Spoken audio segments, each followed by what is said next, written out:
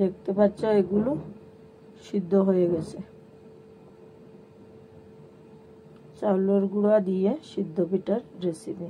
যারা যারা দেখছেন লাইক শেয়ার কমেন্ট সাবস্ক্রাইব করবেন। Thank you. গাইস দেখতে পাচ্ছ আজ এই ঠান্ডার দিনে চাউলের গুঁড়া দিয়ে সিদ্ধ পিঠার রেসিপি বানিয়ে নিচ্ছি।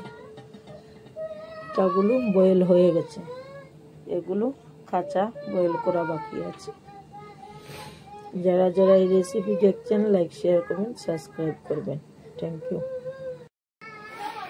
এখন আমি বাকিগুলো দিয়ে দিচ্ছি।